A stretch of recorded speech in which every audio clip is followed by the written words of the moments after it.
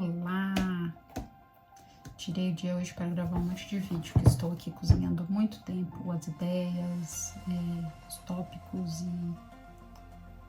e eu não fazia. Então hoje acordei, passei aqui esse batom, na verdade já é tarde, já estamos na parte da tarde, mas resolvi escrever. E teve um livro que passei ao longo do ano, que passou todo o ano comigo, lendo uma página aqui, uma página ali. Eu comecei um pouco mais engajada e aí a leitura não me prendeu tanto.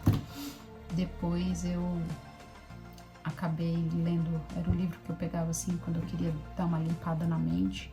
Aí li um capítulo, os capítulos não são muito grandes, lia outro. E quando chegou, acho que em outubro, novembro, eu vi que eu tava na metade do livro. Eu falei, nossa, vou terminar de ler esse livro esse ano. E aí eu dei uma boa acelerada. E é um livro que fala muito disso, fala muito de exemplo, né? O exemplo que a gente dá fazendo coisas, lidando com a casa, lidando com problemas, lidando com o dia a dia, lidando com amigos, lidando com tudo. É que a gente tem uma vida corandel, né? Como é que a gente dá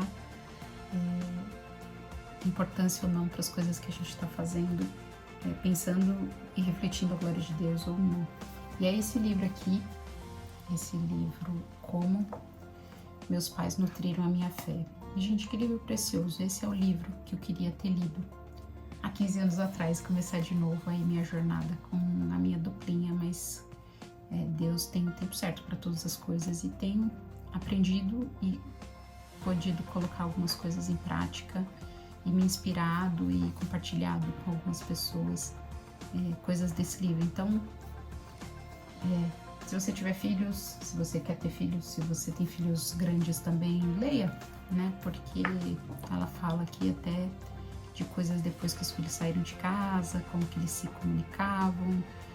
Achei muito interessante qual que era o grupo, tipo que a gente tem de grupo de WhatsApp que eles tinham aqui em família, que eles escreviam,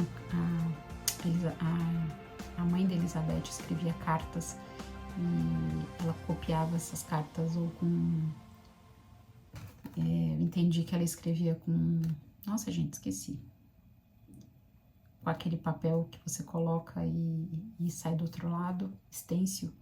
Mas também, às vezes, ela tirava cópias, acho que foram mais de 40 anos que ela fazia esse processo. E que interessante, né? Ver a família respondendo. Ela traz aqui alguns exemplos de cartas, algumas coisas mostrando como que como era a comunhão e a vida dessa família tão bonita, né? Que vários missionários, várias coisas. Eu falei que o livro não me engajou muito no começo, porque no começo ele conta a história da infância da mãe dela. E tinha muitos nomes, muitas coisas, e como eu lia meio esporadicamente assim, eu fiquei um pouco perdida. Mas depois, quando ela entra na história da criação deles, da família, foi algo que ficou assim muito gostoso de ler, muito fluido, contando do crescimento, da idade dos filhos. E no final do livro, ele tem várias imagens, e era isso que eu queria mostrar para vocês aqui. Tem algumas imagens assim, casamento da mãe, família da mãe, dos pais. E a parte que me chamou mais atenção são essas imagens das casas que ela morou. Eu acho muito legal as casas que eu já morei depois que eu casei. Eu fiz vídeos dentro das casas, acho que nem todas eu tenho foto da fachada, assim, mas achei muito legal, por exemplo, essa casa. Ela nasceu na Bélgica e aqui é a fachada da casa que ela nasceu. E aí eu, como boa pessoa curiosa que sou, fui olhar no Google Street View como se existia essa casa, porque ela coloca o endereço e aí dá uma olhada, que legal. Ai, peraí. Ixi, perdi. Aqui, achei. Então, olha, a casa tá praticamente a mesma coisa, mas aí a gente vê em cores, né? Muito legal. Tem uma outra casa, duas casas que eu não achei, mas essa aqui eu achei muito interessante. Dá uma olhada aqui. É uma casa na Pensilvânia. E aí, olha como que tá hoje. É muito interessante, entrei para olhar a rua e viraram tudo casas de comércio, né? Locais comerciais, então deixou de ter aqui, você vê uma varandinha e passou a ser simplesmente ali a entrada de um estabelecimento. Não tem o telhado, que tinha ali provavelmente como é que fala? Um sótão, né? Então ele tira esse telhado. Eu gosto mais de ver essas coisas de antes e depois. E tem mais uma casa, a última. Essa é bem interessante também. Essa casa, tem que olhar no livro. Não sei onde é. Mas olha aqui, essa casa aqui embaixo. Então é exatamente a mesma casa, que tem muito mais plantas na entrada, plantas na varanda. Mas ver essas histórias reais, né? Tão reais que as casas ainda existem. Algumas outras acho que foram demolidas, ou eram lugares mais ermos, assim, não dá pra ver exatamente a casa, ou exatamente o lugar. E aí tem fotos da família, tem outras coisas aqui que são muito preciosas. Mas acho que é importante dizer que o livro não é um manual, não, em nenhum momento ela fala assim, faça isso, faça aquilo, seja isso, seja aquilo, se sua filha for namorar, faça tal coisa, faça de tal forma, mas é uma inspiração para você ver como que uma família piedosa criou seus filhos, uma mulher criou seus filhos sob oração, com submissão ao seu marido, com cuidado da família, até o final. E quais foram os frutos gerados, não pelo trabalho deles, mas pela graça de Deus e pelo cuidado que Deus transmitiu ali. E espero que Deus abençoe você, se você ler este livro. Ela traz aqui alguns momentos até a oração que a mãe dela fazia pelos filhos, ela tinha cadernos de oração. Vou ler aqui, ela fala que para cada filho, ela reescreveu a 1 Crônicas 29:19, que fala assim, é espaço, né, fulano é meu filho, dá coração íntegro para guardar os teus mandamentos, os teus testemunhos e os teus estatutos. E ela orava isso todos os dias, diz que ela sentava numa cadeira na varanda e orava. E ela tinha um caderno de oração que a cada dia da semana ela orava por coisas específicas para cada um dos filhos. E a última coisa sobre casamento, eu estava até falando com uma amiga que veio aqui em casa esses dias, as dicas que a mãe dela falava para moças. Nunca casse os rapazes e mantenha-os a certa distância. E o pai ensinou os filhos com essa frase: nunca diga a uma mulher que você a ama até que esteja pronto a acompanhar esta confissão com uma proposta imediata de casamento. Ore muito, busque a vontade de Deus neste assunto tremendamente importante, antes que você fique envolvido. Então tem muitas coisas aqui preciosas, assim, de novo, não é um guia, mas pra gente pensar, pra gente se inspirar. E tem uma parte do livro que eu chorei muito,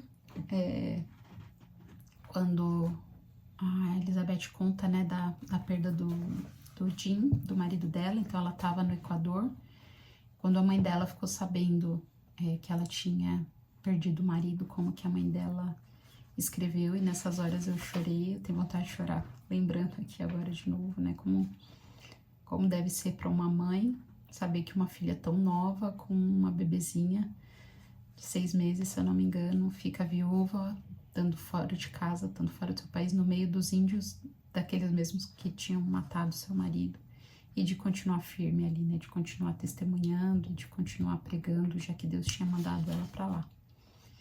E aí eu grifei aqui uma letra de um hino que a mãe dela escreve na carta. Confia nele quando dúvidas te atacam. Confia nele quando tua fé é pequena. Confia nele quando confiar nele parece a coisa mais difícil de todas.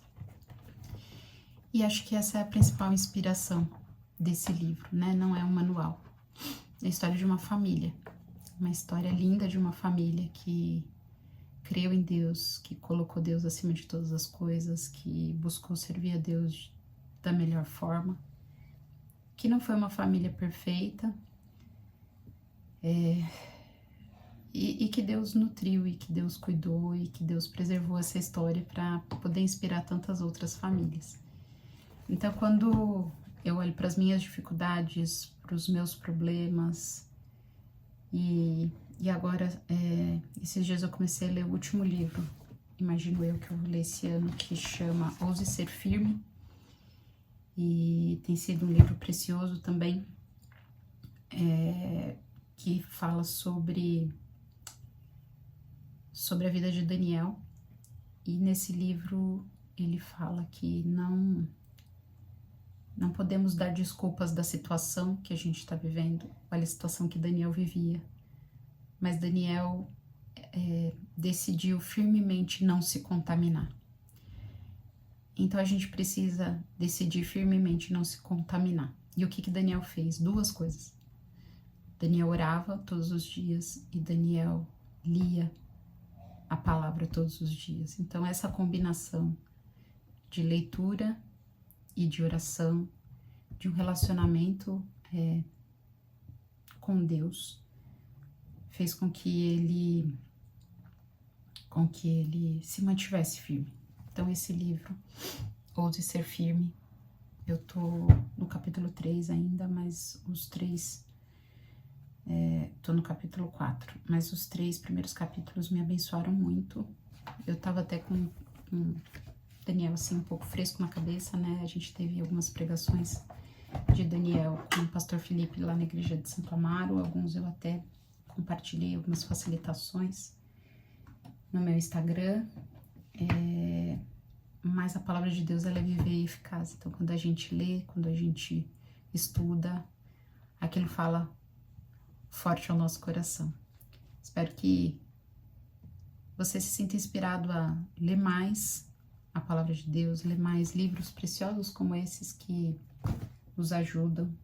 Eu queria ter lido isso há 15 anos e talvez tivesse feito um monte de coisas diferentes, mas Deus é misericordioso e Ele usa aquilo que tem no tempo que Ele quer, da forma que Ele quer, e não é pelo que a gente faz, é pelo que Ele faz.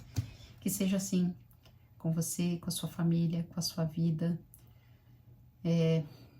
Pare de pensar e de se auto-sabotar e de achar que você não consegue, porque você realmente não consegue. Mas vai buscar em quem pode capacitar você a fazer, quem pode colocar as ferramentas certas na sua mão, o desafio certo no seu coração e a missão certa para você cumprir. Que Deus te abençoe.